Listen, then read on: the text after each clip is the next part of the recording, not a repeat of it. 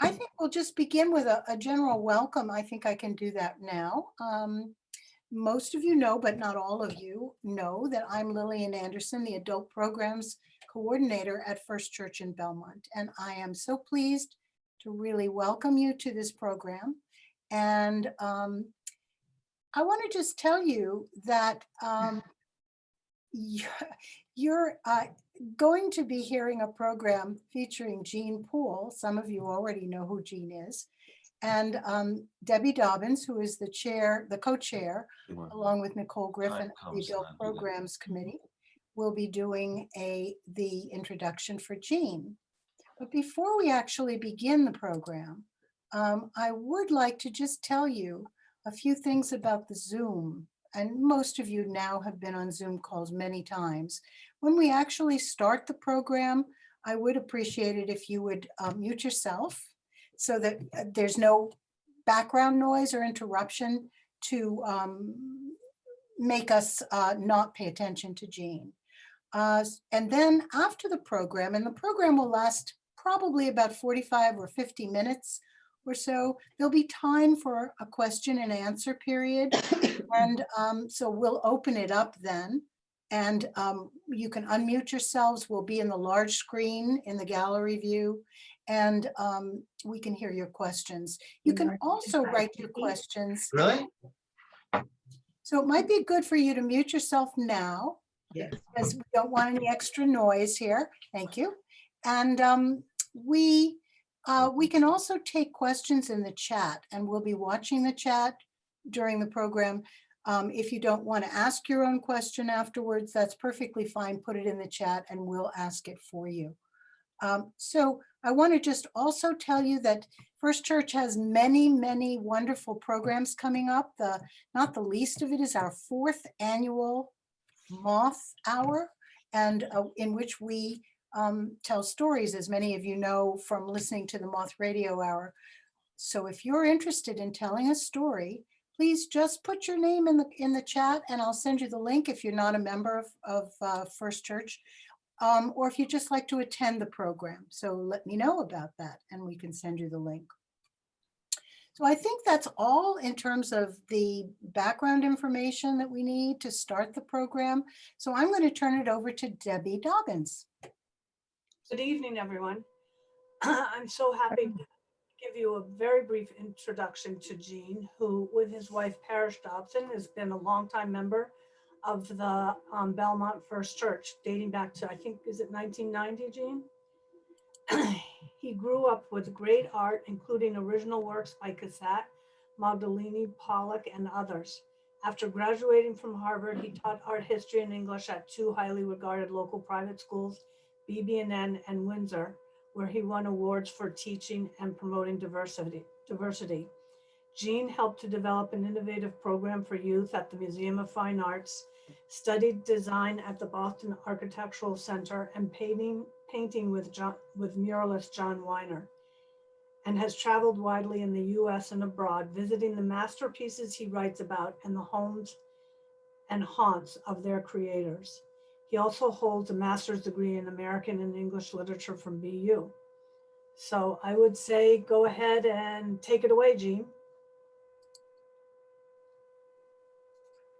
All right, thank you, Debbie. Thank you, Lillian. Welcome, all of you. Thank you for showing up. My name is Eugene Poole, as you've heard. If you don't know me, I'm going to talk about, tonight I'm going to talk about 4 women from a book for young adults I've written called Heroic Women of the Art World. It was published last year and won a silver medal from the Independent Publishers Book Awards, which the independent publishers represent indie and university presses. I'm now going to try to screen share so we can look at some visuals.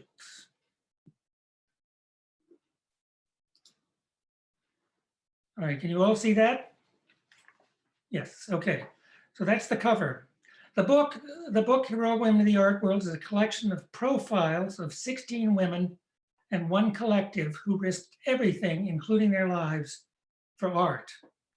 And the collection of names represents a diversity of cultures, races, ethnicities, countries of origin, sexual orientations, historical periods, and even art roles, because I wanted it to also be inspiring for girls and young women. And so I wanted it to have quite a mix. I came to write it while researching another book entirely, which was going to be a traveler's guide to European art. And as I was researching the many artists I had to cover in that book, I kept stumbling across these amazing women with amazing lives and stories, and they just demanded their own book. So I started gathering information on it. Now, that was about 5 or 6 years ago, because as I'm sure you know, it's a long time from having an idea and doing research and writing, finding a publisher, getting published, getting the book printed. And one of the exciting things for me has been that seeing some of the names that were pretty obscure when I first came upon them, now getting a lot of attention, such as the painter Artemisia Gentileschi, who was not so very well known some time ago, but is now the subject of a blockbuster exhibition at the National Gallery in London, which I think is a little bit on hold for the pandemic. So I can only talk about 4 women, but I wanted to just show you briefly before I start a taste of the range and the variety in the book. In addition to painters like Faith Ringgold, there's also Annie Leibovitz, the photographer, 2 architects, one of them Zaha Hadid, Iranian born, British trained, and the building behind her is the kind of very advanced computer technology type architecture she created. Jenny Holzer, the video artist, you've probably seen her streaming electronic messages at the MFA. And even a restorer, Pinin Brambilla Barceló, an Italian woman who spent 22 years restoring Leonardo da Vinci's The Last Supper in Milan. The book also includes an art detective from France, Mireille Balestrazi. You see her there on the right, holding a painting. Some of the paintings she recovered from art thieves internationally. She became, about 5 years ago, she became the first female head of Interpol. And finally, the book also includes a collective of activists based in New York City, the Guerrilla Girls, who always show up to protest and make statements, wearing their masks, fighting racism and sexism in the art world with humor.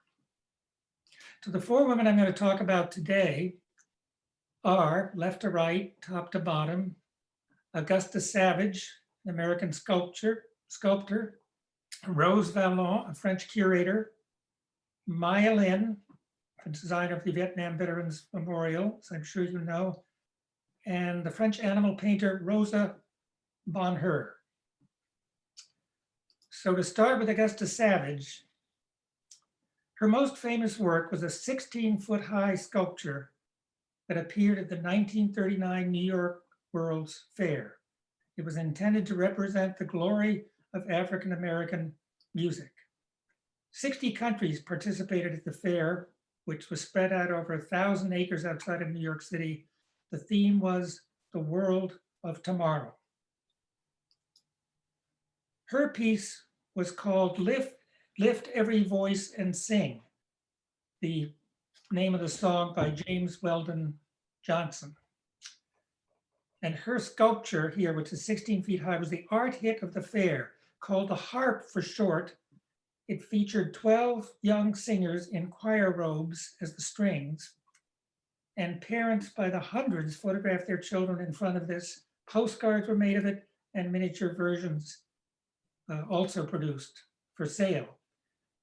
You can see it's got some old-fashioned and new-fashioned features. It's kind of a combination.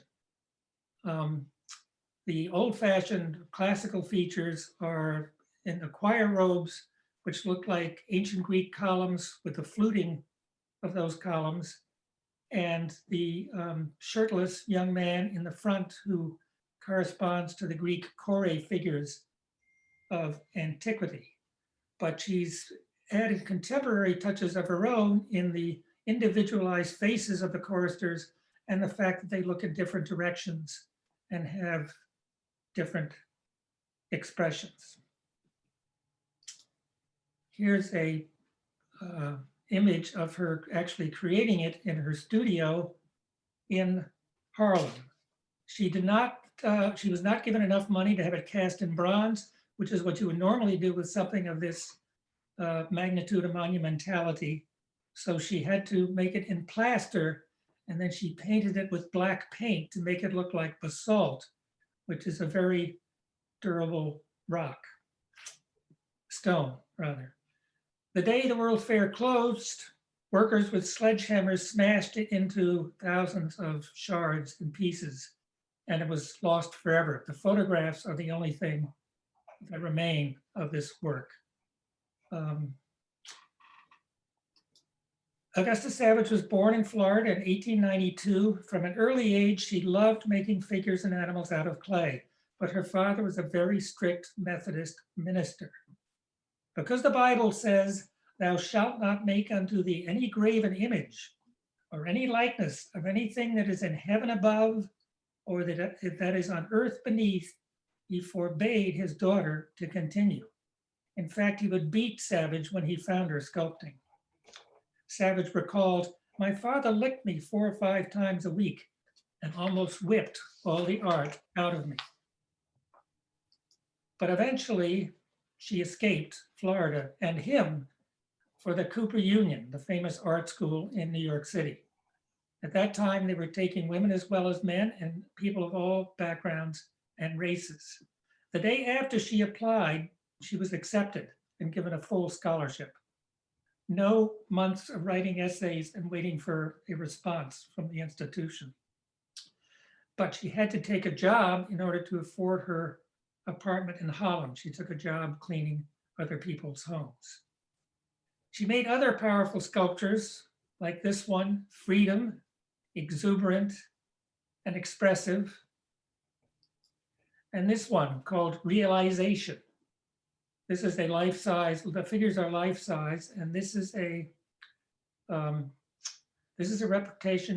representation of a couple, man and wife, who have just discovered that they've been sold into slavery to 2 different masters and will never see each other again.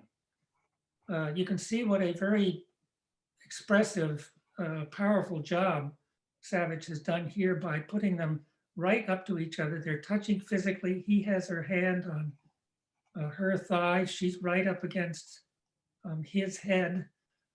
But what they're thinking about and what they're having to go through is so powerful and upsetting. They're not even able to look at each other. And they both turn their heads away from each other in different directions, staring out to the very different futures which are facing them. Augusta Savage was not only a sculptor, she was a very good art teacher. She ran a huge community art school in Harlem, which she developed out of her basement studio in her original apartment. She married Robert Lincoln Poston, a journalist and activist with Marcus Garvey. But when Poston died of a fever returning by boat from a trip to Liberia, and a jealous colleague managed to get Savage fired from her own school, and the Great Depression came along, she was unable to sell her art, and she fell on very hard times. So she moved out of New York City to live alone in an old farmhouse in Saugerties, New York. And this is what it used to look like. It's now been renovated and renamed the Augusta Savage House, and has historic protection and is visited by tourists. Today, much of her work is still lost, but this bronze bust called the Gamin, the name for a French street kid, is displayed in the Smithsonian in Washington. It's a portrait of her 8-year-old nephew. And a high school for the visual arts has been named for her in Baltimore. But still, she deserves to be better known. And still, For instance, the whereabouts of that sculpture realization is unknown. We have only photographs of that. Rose Valland was the curator of the Jeu de Paume Art Museum in Paris during the Nazi occupation in World War II. The Jeu de Paume was named for the tennis court it originally contained. Jeu means game, Paume means palm. The museum's collection of modern and contemporary art included some of the finest paintings and sculptures in the world by artists like Matisse, Braque, and Picasso. Valland was a quiet, modest woman you wouldn't necessarily notice in a crowd. Here she is standing in the museum with some of the works that the museum owned. But when the Nazis occupied Paris on June 14th, 1940, they turned the museum, the Jeu de Paume, into a processing center for all the art, jewelry, and furniture they were stealing from French museums and Jewish families, sending the families to the camps and taking everything that belonged to them and bringing it to the Jeu de Paume Museum. Here's a worker helping to strip some of the apartments and houses, and German soldiers with a painting they've taken from someone and brought to the Jeu de Paume. Valland, as curator, was supposed to be in charge of the museum, but of course the Germans really were, and she had to show this permit to get in each morning, even though of course they knew exactly who she was. She worked among uniformed Nazi officers every day. Her job was to keep a record in a notebook of all the art that came in, where it was taken from, and where it was being sent to in Germany. The best of it was going to a huge museum Hitler himself was planning in Linz, Austria, his hometown. And it was all sent out in great long trains of 40 or 50 boxcars day after day from Paris. Hitler stopped by once himself to choose some paintings. Hermann Goering, head of the Luftwaffe, standing there next to him on the left, was also very interested in art. And the two of them vied to see who could get the nicest pieces. The Nazis made very clear that the record that Valland was keeping of the whereabouts of the art was just for them, not for anyone else, because they knew very well that seizing private property, as they were doing, was a war crime as determined by the Hague Convention of 1907. What they didn't know was that Valland was also spying on them as well as working in the museum. As a gay woman in 1940s France, Valland knew how to keep a secret. And she was secretly memorizing the record she was making for them. In the evening, she would go back to her own apartment and write down everything she remembered in her own secret notebook.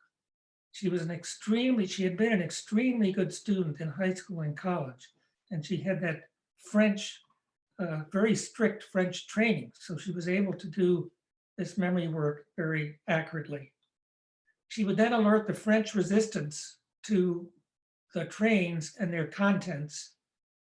And the resistance, if they could not stop the trains, would pass the information on to the Allies so they would know where not to bomb. And they would know where they might be able to find the art if the Nazis could be defeated. The Allies finally showed up in Paris in the August of 1944. And in 1964, the American movie The Train was made with Burt Lancaster and Jean Moreau sensationalizing the story of the very last art train the Nazis tried to get out of Paris before the Allies showed up. They failed because the French resistance managed to block the train. Here is Rose on the right, sitting next to Jean Moreau and her little dog. Jean Moreau played her in the movie. In the film, Moreau makes a comment that Rose Valland herself might have made because it's how she felt. The actor says, "The Germans have taken our land, our food. They live in our homes. And now they are trying to take away our art. We hold it in trust for everyone. We hold it for all of the world. There are worse things to risk your life for. These could have been the words of Rose Valland herself. After the war, Valland was made an officer in the French army. And when the so-called monuments men, the American art experts charged with protecting Europe's great artworks, came to Paris, it was to Valland that they went to find out what art was where, because she knew. So here is Matt Damon playing the chief monuments man, James Rorimer, and standing next to him is Kate Blanchett as Rose Valland. Rorimer had to wine and dine Valland for a full week before she would tell him anything, because she was suspicious that the Americans were going to collect all the art and take it back to the United States. Eventually, Valland went to Germany, where she helped recover over 45,000 works of art. She's shown here with an American officer, Edith Standen, with a recovered suit of armor and a painting and some other objects they're holding. They were the monuments women, and they knew more than the monuments men. In Germany, Valland not only recovered lots of important art, she also met the love of her life, a classicist named Joyce Helen Heer, who had been attached to the British Embassy. Today, Valland, who was neglected for many years, is honored with a plaque on the Jeu de Paume itself.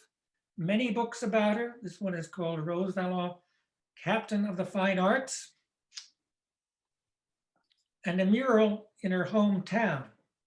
You can see she's in the center of this mural, examining a crate full of recovered paintings, as well as by a grand statue in the classical manner, with a dramatic robe, an assertive standing position, kind of like the Winged Victory, the Nike of Samothrace in the Louvre Museum next door. And at her feet, you can see picture frames symbolizing the art she brought back. They even created a stamp featuring Rose Valland. As I'm sure you know, the recovery of art stolen by the Nazis continues even today. The third woman I'm going to talk about is Maya Lin. I'm sure you know who she is. Her story begins with mashed potatoes. When she was a Yale senior majoring in architecture, living in the Saybrook dormitory. One winter evening in Saybrook in 1981, she paused in the cafeteria line and started loading up her plate with mashed potatoes, more than she could possibly eat. She carried her plate into the dining room and sat down, but she didn't eat the potatoes. They were for a class project on funerary architecture, a course she was taking about the architecture of cemeteries and mausoleums. The Vietnam War had ended just 5 years before, and an appeal had gone out from an organization in Washington called the Vietnam Veterans Memorial Fund to all artists, architects, and designers for a design for a memorial to the war to be erected on the mall. As Lynn recalled, one of us in the class, I can't remember who, found a poster that advertised the competition, and it turned out it was open to anybody to design the memorial. And we said, what a great idea, let's make that our final project. Now, of course, usually war memorials were men with guns, like the Lexington Minuteman, or these three soldiers. But Lynn wanted something different. She'd always been interested in the natural environment. She wanted the actual earth itself in her design. She once said, my work is about appreciating and being respectful of nature. I know that nothing I do can ever be better than this planet. So she started pushing the potatoes around with a spoon in her fingers, imagining they were the soil and the earth at the actual site. Soon after that evening, she made a proper presentation with drawings and a written explanation required for entrance to the competition. This showed two walls, each 246 feet long, made out of polished black granite. Descending into the earth, they would meet at a depth of 10 feet and at an angle of 125 degrees. On the walls would be the names of the 58,195 American men and women who were dead or missing. Of course, the fact that the walls descend into the earth means that you descend along with them, joining those who have passed on yourself. And the high polish of the wall makes them like mirrors. So when you look at the names, you see yourself. And it's another way of including you in the memorial. Finally, the names on the walls remind us that it is actual individuals, real people who died, unlike the Minuteman, who is anonymous. Lynn was the only one in her class, beside her professor, who actually sent in a design to the competition. Out of 1,421 entries, Maya Ying Lin, unknown college student, won.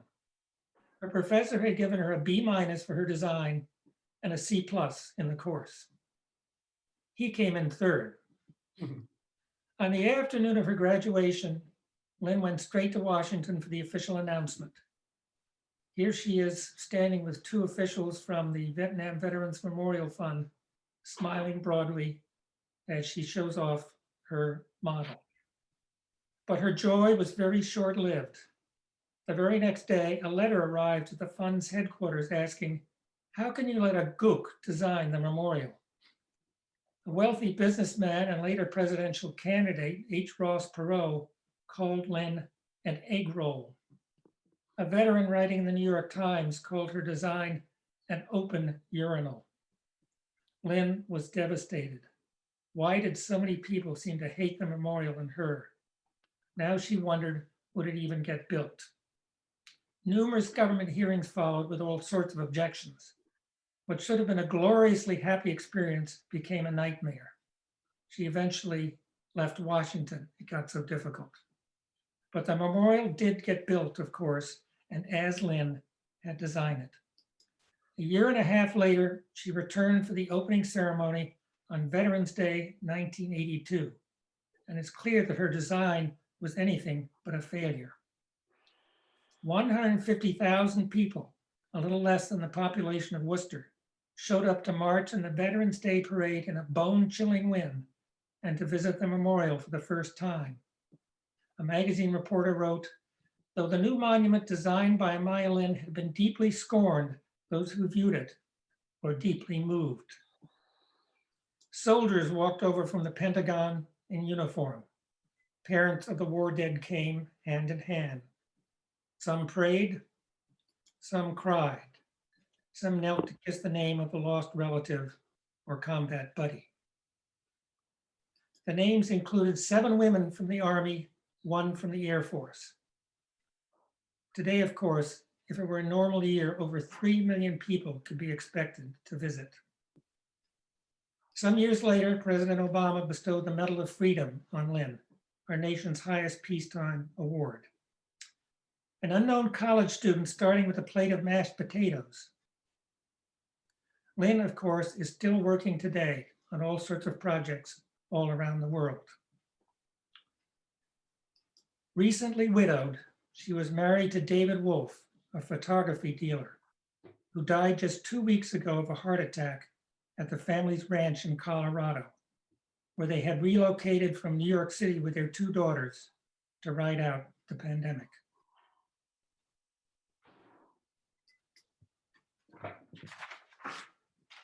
It's hard for me to pick a favorite from the 16 women in the book, but if I had to, it might be this person, the last woman I'm going to talk about tonight, Rosa Bonheur, the 19th century French animal painter. She was unconventional, unapologetic, and high-spirited in both her professional and personal lives. This is a painting by another artist of Bonheur with her favorite bull. At 13, finding boarding school boring, she got herself thrown out so she could be an apprentice to her father, who was an artist. She was passionate about animals, so that's what she painted, starting with cats and dogs. To study the anatomy of larger animals, she visited slaughterhouses on the outskirts of Paris, where she could see sheep, cows, and horses. She recalled, "I used to spend days and days in slaughterhouses. You've got to be devoted to art to live in pools of blood, surrounded by butchers." And she was devoted. She wore men's clothes when she visited as protection from catcalls and assaults. And for these, she needed a police permit. Just 12 a year were given out by the police to women in those days, but Bonheur made sure she got one. Somehow she managed the blood, noise, and chaos. She also managed to become the greatest animal painter of all time. She had a best friend, Natalie Mikas, when she was young. When they became teens, they became lovers.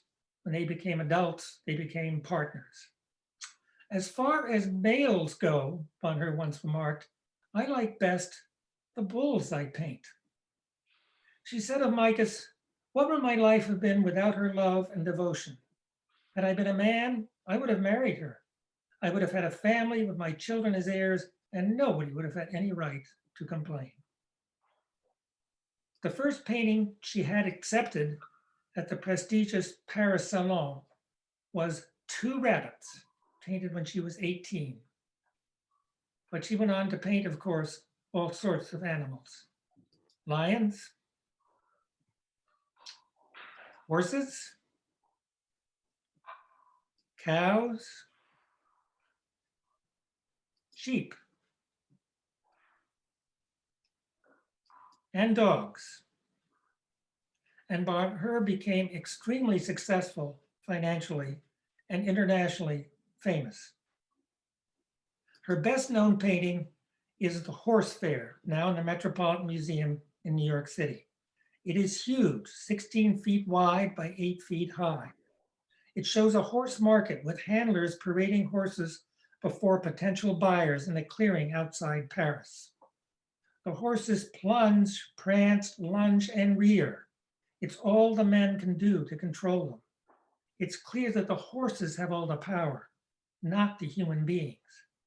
Bonheur dramatically lights up the three big white percherons in the middle, and she brings the whole scene right up to the edge of the painting in the foreground so that we're almost included in it. With Bonheur's great success, she and Mikas bought a chateau with extensive grounds where they kept all sorts of animals. Animals were not just her subjects, they were her whole life. She and Mikas kept not only cats, dogs, horses, donkeys, oxen, sheep, and goats, but also red deer, roe deer, izzards, a kind of antelope, mouflons, wild sheep, boars, monkeys, gazelles, and even a yak. They also kept 4 of what she called the sweetest and the fiercest lions. Her favorite lioness, Pierrette, would stand on her hind legs with her forepaws on Bonheur's shoulders, and they would stare into each other's eyes. Bonheur once remarked, "If we don't always understand animals, they always understand us." Some years after the move to the chateau, Mikas died. She was buried in the famous Père Lachaise cemetery, where Jim Morrison, Richard Wright, Gertrude Stein, and Chopin can also be found. When Bonheur died, she was laid beside Mikas. She once said, "My whole life has been devoted to improving my work and keeping alive the creator's spark in my soul. Each of us has a spark, and we've all got to account for what we do with it." So this ends my talk.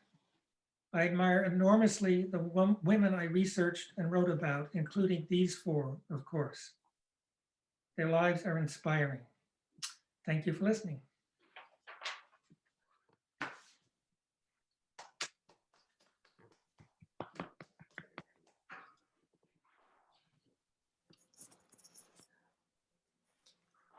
please feel free to unmute yourself and give Jean a round of applause, because then we can hear it. Really good, Jean. Really good. Nice. Very good. Thank you. Thank you. Thank you. So Four more women. Four more women. More, encore. So I'm really intrigued to know how many of you would want to ask questions, because I'm sure there are several of them. So I'm seeing some hands go up, which is good. And that's how we'll recognize people. Jennifer, Roderick, go ahead. Hi, I loved your talk. Thank you. I had a question about the first artist you mentioned, Augusta Savage. You Yes. said her famous sculpture, Lift Every Voice and Sing, was destroyed by workers, correct? At the end of the exhibit? Yes. Was that common practice? Was that an oversight? How did that happen? It happened because she didn't have a place to keep it or the money to move Store it. it. And she wasn't given a grant by the World's Fair folks to move it, and nobody stepped forward to store it. So they smashed it to pieces. Oh, that's so tragic. That makes me Yeah. sad. It's And awful. it wasn't a piece for sale? No one stepped forward to like a museum to buy it, or? Nope. No, oh.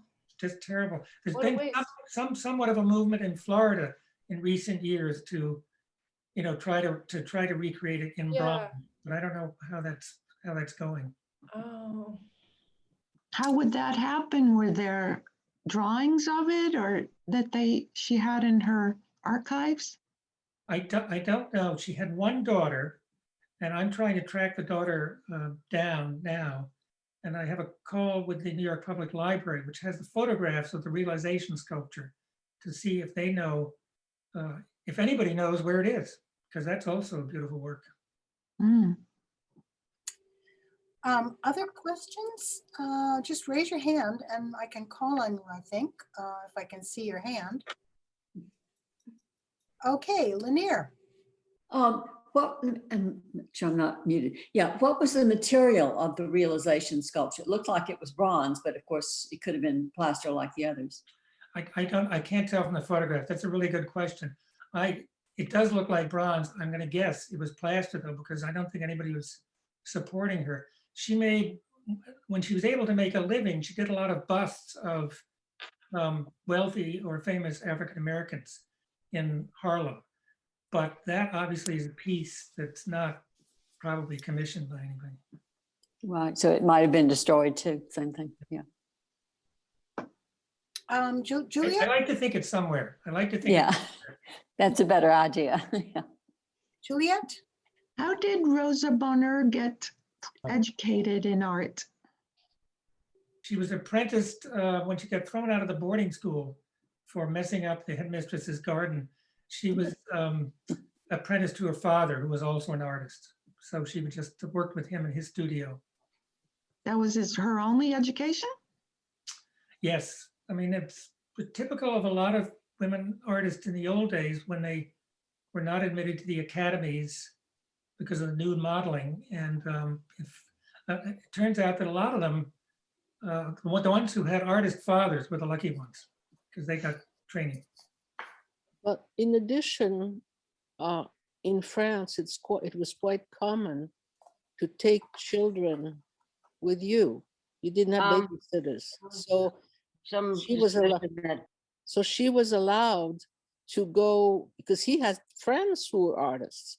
So she was allowed to go. I know myself what has happened to me, and that was later, but it hadn't changed at the time. And you could go in studios and you could dabble with the adults. They made you do things with them for fun. They loved the kids as long as you didn't break anything. But so it would be a little bit unfair to say she had no education in art. She had an on-hand education, which is very common for French children in the arts. Who did not necessarily go to fancy art schools. And they're just as good and just as famous, some of them. And Rosa Bonheur, I have something, I love the fair, the horse fair. Every time I go to New York, I go see the horse fair. It has a story that is incredible. It was ordered, it was a commission from the French government, and they had agreed on a certain price, and they refused to pay it. So she said, okay, then I keep it.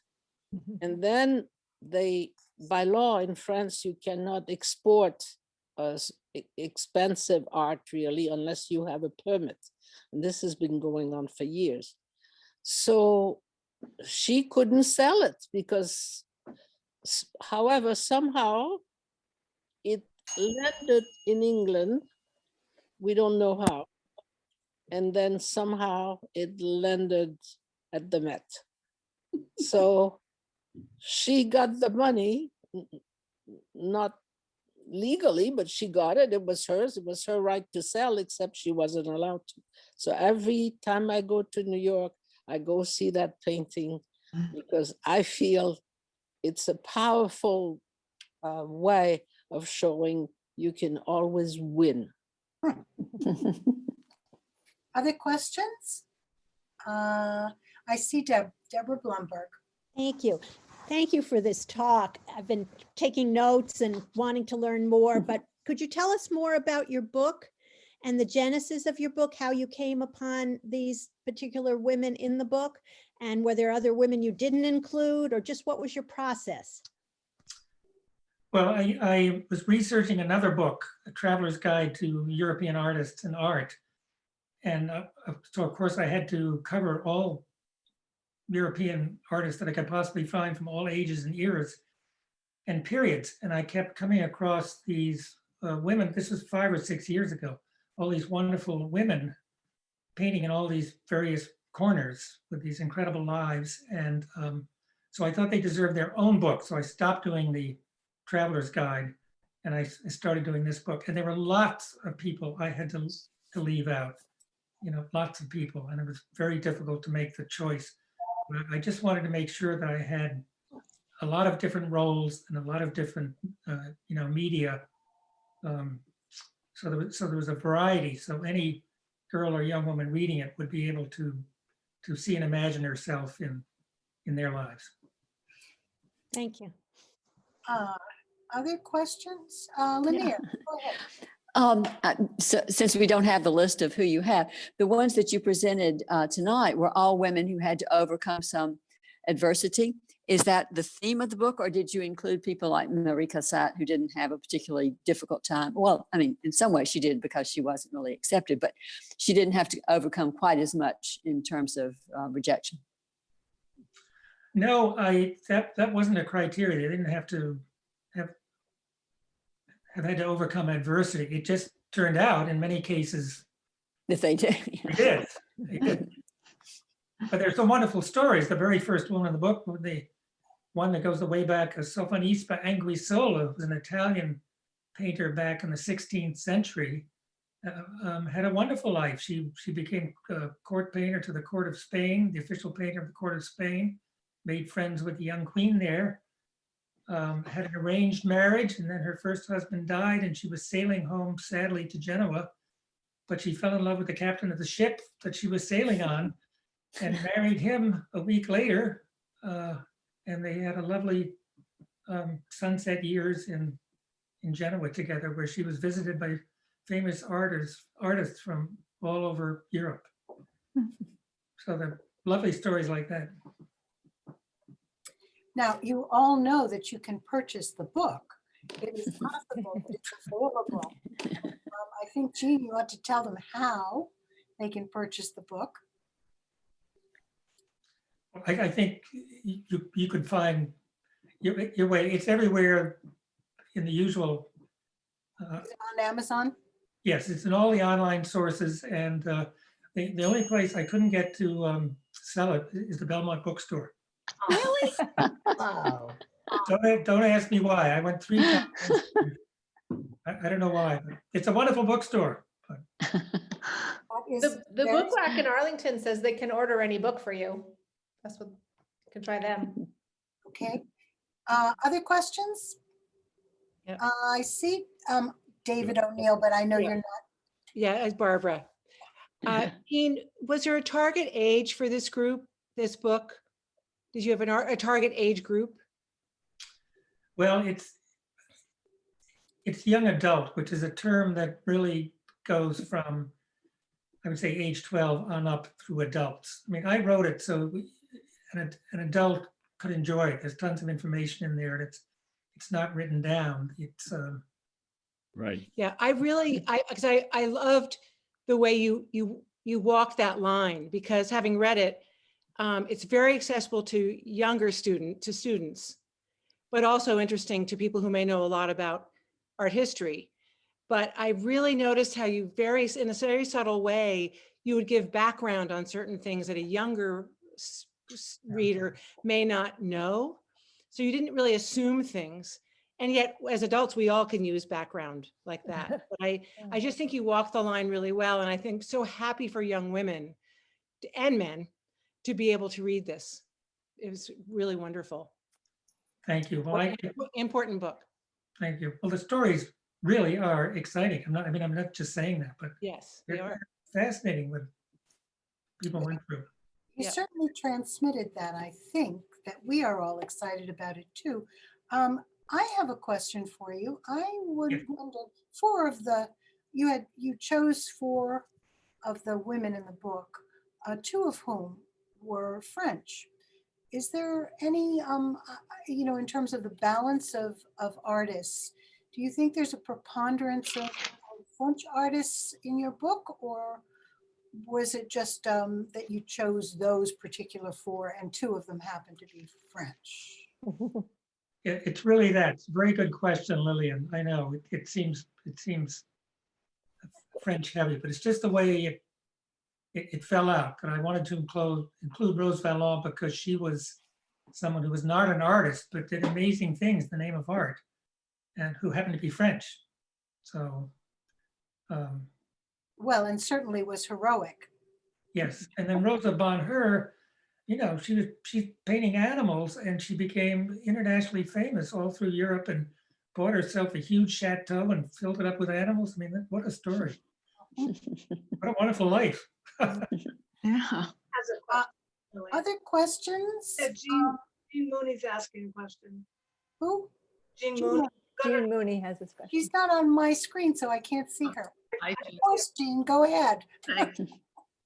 Wonderful presentation, Jean. Thank Question on, I'm curious to know, sort of a 2-part question is, did you travel for your research? And then you alluded to earlier, wanting to get in touch with, the daughter of Custis Savage. Savage, right? So, A, did you travel, and B, is there another interesting story that you can tell of interacting with people during your research that was sort of surprising or just serendipitous of the process of you're going down this research and just the process of talking and meeting people, and I'm just curious about that process as well of the research and who you come across. Well, I think I didn't do as much traveling as I would have liked to track things down or track people down, but it was absolutely fascinating. I mean, with the internet these days, if you're willing to kind of be a guerrilla internet person and just keep following lead and following a lead and following another lead, and you can find out all sorts of things. But it was that I had to do that kind of dogged research because, particularly, frankly, because they were women, they didn't have as much. There wasn't as much information available, and it was hard to find. It was buried in libraries, details of their lives, and so did that involve speaking with librarians for having people go into files and retrieve things for yourself, for you, or to do requests from archives? Or yes, it required requests from archives, arguing with French bureaucrats who didn't want to give us photographs of a brilliant Chinese artist whose who is famous in China but not known widely elsewhere, and trying to get permission to use photographs from the bowels of the Italian government, for instance. So it was always interesting, sometimes frustrating. Why are we not surprised? Women are hidden. I just, it's a real gift that you've done this book, Jean. I think the other thing I found out was that you find some piece of information or read a biography or find an article, and of course people disagree, particularly when it's someone back in the, back a few centuries. They disagree as to what actually happened. So you have to read 3 or 4 or 5, 6 or 7, 8 or 9 different sources and finally make up your own mind. Very interesting. They're all very interesting. Yes. Any other questions for, yes, I see over here the reads, yes. Oh, good.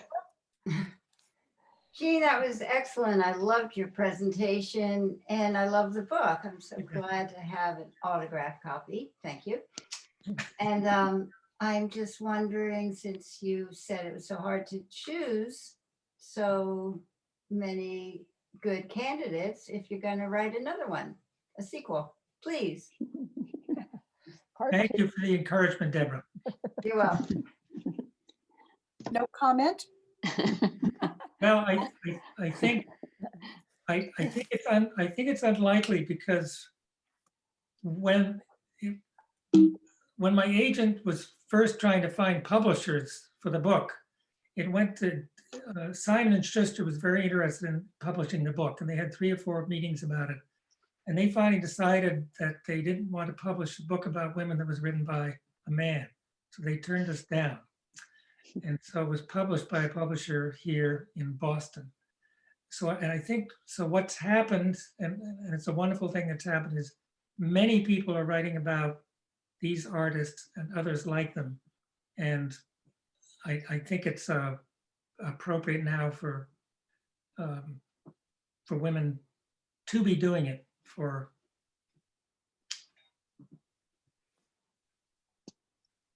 Okay.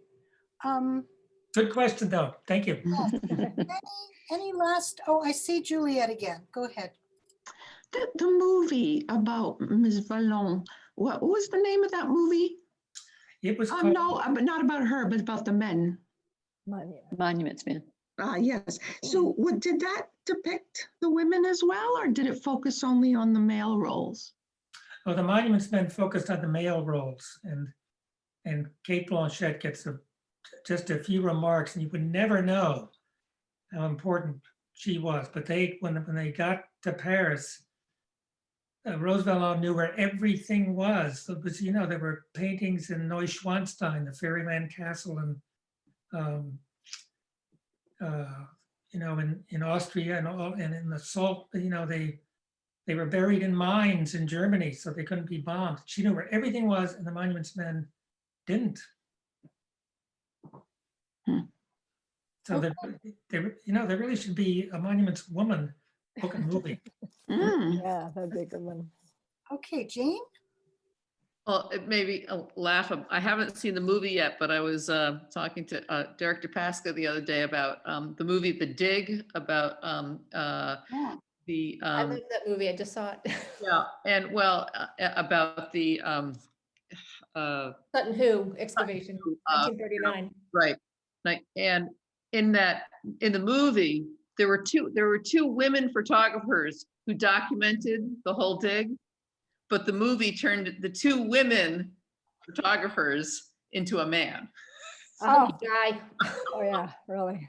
And I, only read that. So it was just sort of, getting back to the sources and what you can believe and not believe, and what is the true story, behind who the characters are. And so, it was just an example of, why would they do that, when it would be interesting, because what was the story about the women? So thank you very much, Jean, for highlighting these amazing women artists. Yes. I think also, just to finish on that, the Monuments Men, when they came sweeping through Europe, they were sweeping along with a huge army with all sorts of weapons and tanks. and many, many people. Poor Rose Valland was all on her own in this museum full of Nazis day after day. And they made it very clear. I didn't include these remarks tonight, but they told her they would take her outside in the courtyard and shoot her if they found her doing anything she was not supposed to do. So it was she was extremely brave for 4 years. Wow. I just want to call your attention to a couple of comments in the chat that you can read. Just press on chat down at the bottom of your screen. And I think we're just ready to wrap this up. I wanted to leave you though. I wanted to ask you a question first. Normally in our posted recordings on YouTube, we don't include the Q&A, but your questions have been so interesting. I would really appreciate your indulgence in being allowed to include them. If you have any hesitation about that, would you please let me know by either putting it in the chat or contacting me separately, because we can edit out some of it. Ed Siegfried, who's a marvelous help here in doing this, would be able to do that. So just let me know.